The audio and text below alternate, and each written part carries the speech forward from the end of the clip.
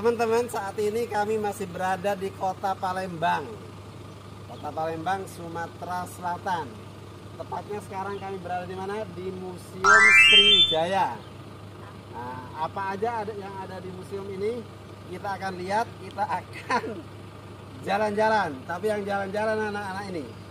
Nah, bapaknya kecapean, bapaknya mau nunggu di mobil, mau istirahat. Nah, silahkan jalan sekarang anak-anak, sana. Dadah. Dadah. Masih hari kedua kami di Palembang. Dalam perjalanan, kami berkunjung ke Museum Sriwijaya. Jadi teman-teman, kita ini nanti ada di Palembang, ada batu. Nah, pas kita masuk ke sini, ada bangunan dan di dalamnya ada batu. Ayo kita lihat. Oh iya, yang tanda tangan ini masih Bapak Soeharto. Ada Pak Soeharto. Ini ada tanda tangannya Pak Soeharto. Di sini ada tulisan, tapi bahasanya nggak kenal ya, nggak tahu ini bahasa apa, bahasa Palembang atau bahasa Sanskerta, nggak tahu ya. Ini bahasa Indonesia. Oh, ini artinya yang tadi ya? Iya. Ini ada bahasa Inggris. Aja yang bisa bahasa Inggris. Jadi kita akan ke museumnya. Yang itu kan museumnya cuma satu itu, toh yang batu. Nah sekarang yang banyak. Yang banyak.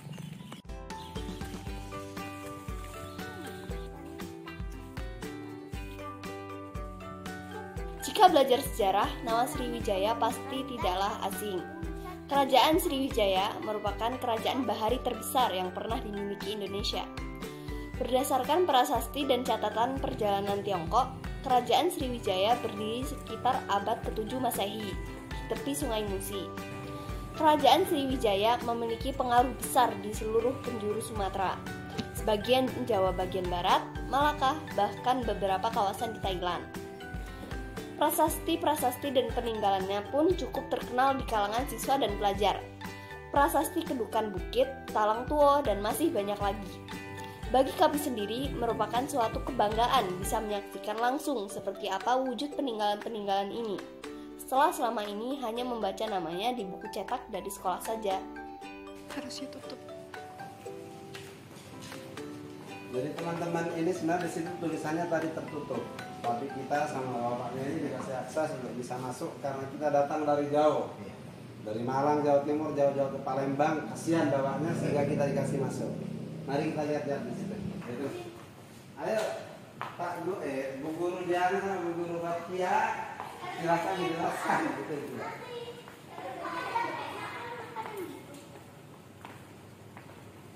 Apa itu? Kok kayak apa ya, malam-malam? Malam-malam itu malam-malam. Oh, ini loh, Din. Din. Ini loh keterangannya. Museum Sriwijaya ini diresmikan pada 22 Desember 1994 oleh Presiden Soeharto. Di pintu utama, teman-teman akan disambut patung arca setinggi 3,5 meter. Tarif masuk museum ini tergolong murah, hanya Rp2.000 per orang. Koleksi-koleksi yang dipamerkan ada dalam dua jenis, yaitu secara arkeologis berupa bentuk peninggalan, dan kronologis, yaitu pra-Sriwijaya, Sriwijaya dan pasca Sriwijaya. Hubungannya Sriwijaya atau Palembang ini dengan Arab, dengan kerajaan-kerajaan atau tokoh-tokoh dari tanah Arab. Itu hubungannya dulu. Paham nggak, Din? Pinter. Ini prasasti Telaga Batu. Mana nggak ada tulisannya?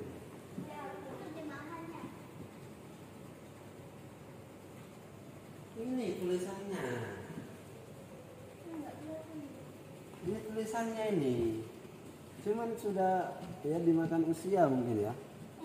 Terus nak, jangan dorong-dorong nak. Nah, itu ada. Jadi kalau teman-teman ke sini, ini memang sudah tidak terbaca ya tulisannya di sini. Kalaupun terbaca, rata-rata kita tidak bisa baca. Jadi silakan langsung baca terjemahannya di sini. Ya, ini ada terjemahannya. Nah, kalau ini masih tampak, tidak rata seperti di sana. Kalau ini masih tampak itu ada tulisannya. Cuman yang kita juga tidak bisa baca. Prasasti Palang Tuo. Ya, kita bisa baca. Yang mahasiswa sejarah ini mungkin tahu ini. Ya, silakan juga dijelaskan ini teman-teman di kolom komentar yang tahu ya. Nah, kalau ini teman-teman, benda ini saya tidak asing. Saya sebagai orang laut, nelayan, hidup di kampung nelayan di pesisir, benda semacam ini saya tidak asing. Ini adalah kemudi teman-teman. Tapi seumur hidup saya baru melihat kemudi sebesar ini, kemudi kayu. Ini menandakan kemudinya sebesar ini. Seperti apa besarnya perahunya atau kapalnya zaman dahulu teman-teman. Ini di sini disebutkan ya. Jadi kemudi kapal ini teman-teman terbuat dari kayu unglen ya, atau biasa disebut penduduk dengan sebutan kayu besi. Itu teman-teman baca sendiri seperti apa itu. Tidak dijelaskan di sini teman-teman. Ini kemudi dari kapal apa. Yang pasti ini ditemukan kalau menurut keterangan ini pada tahun 1960. Ya, ini seperti itu. Ini menandakan bahwasanya memang negara kita Nusantara ini adalah negara bahari teman-teman ya. Di sini disebutkan bahwa salah satu bukti bahwasanya kerajaan Sriwijaya itu adalah pusat perdagangan internasional terbesar di Asia Tenggara di zamannya. Nah, ini teman-teman serpihannya, ini panjangnya berapa ini? 8,2 meter. Sedangkan kapal atau perahu di tempat saya ini, di tempat saya, kayu ya, perahu kayu, itu sepanjang kemudi ini atau bisa lebih. Ini kemudinya saja 8 meter. Bayangkan seperti apa besar. Ini juga ada serpihan-serpihan yang lain. Ini memang alat-alat kapal. Ini juga ini kemudi. Itu kemudi juga itu sudah patah. Itu juga kemudi. Ya. Bisa jadi memang satu kapal tidak hanya mempunyai kemudi satu teman-teman. Masya Allah, Masya Allah. Sejarah perjalanan panjang Nusantara yang teman-teman. Jadi rugi ke Palembang kalau tidak berkunjung ke sini teman-teman. Ini banyak nih. Saya tidak kuasa menjelaskan ini satu persatu. Prasasti Kedukan Bukit, prasasti tertua tinggalan Sriwijaya ini ditemukan di tepi Sungai Tatang, Kedukan Bukit, Palembang pada 29 Oktober 1920 oleh Batenbek orang Belanda itu. Ini teman-teman, ini tulisan apa namanya ini? Ini ada di atas ini. Bacanya apa ini? Swasti Sri Sakawarsatita 604 Ekadasi Suklapaksa Wulan dan seterusnya. Terjemahannya aja itu. Selamat tahun Saka telah lewat. Selamat tahun Saka telah lewat. 604 pada hari ke-9.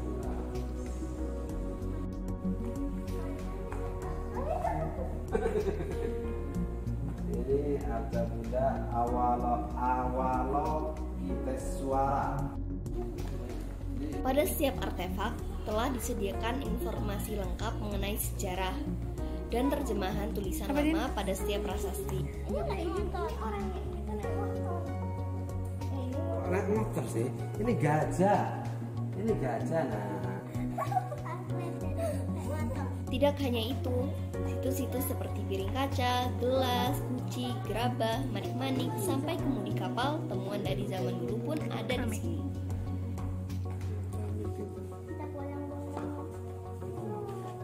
Semangkok, lepek, guci.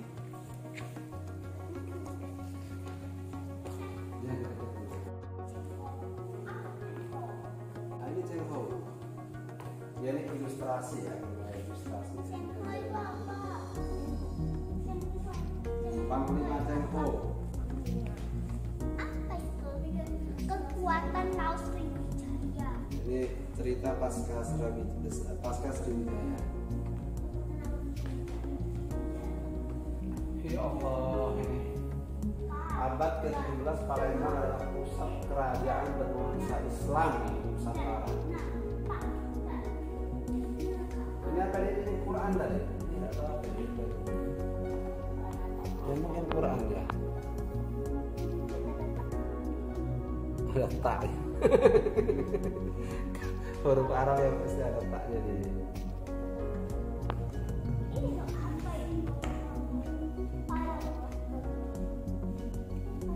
Simbol Palawa Kaganga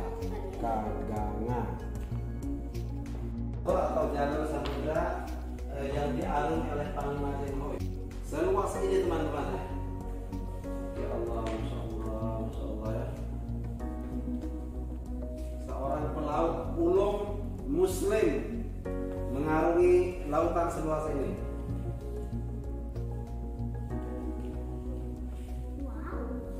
Ini teman-teman ya, kita hari ini hanya menikmati hidayah, menikmati iman, menikmati Islam atas kegigihan dan perjuangan para pendahulu kita yang salah satunya Cheng Ho. Beliau mengarungi lautan sebesar ini, seluas ini untuk sampai ke Nusantara ini. Insyaallah, insyaallah, insyaallah. Jadi demikian teman-teman kunjungan kami, saya bersama anak-anak semua satu keluarga.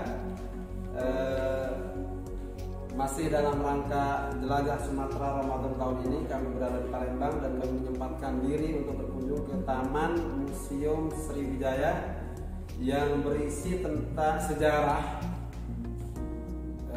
situs peninggalan, sejarah panjang kerajaan Sriwijaya, mulai dari pra Sriwijaya, Sriwijaya, pasca Sriwijaya, termasuk Islam di dalamnya teman-teman.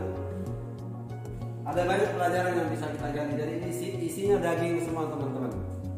Jadi kalau teman-teman ke Palembang, jangan lupa sempatkan diri untuk berkunjung ke museum ini. Demikian teman-teman vlog kita kali ini dari Palembang. Saya mengucapkan terima kasih telah berkenan menonton channel saya. Jangan lupa dukung channel saya terus teman-teman ya, dan ikuti perjalanan kami. Terima kasih. Assalamualaikum warahmatullahi wabarakatuh. Dadah.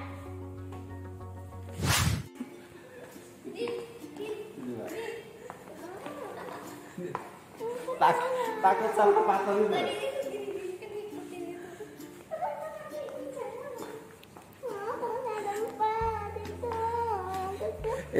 Ini teman-teman anak saya, dia nanti takut sama patung-patung ini.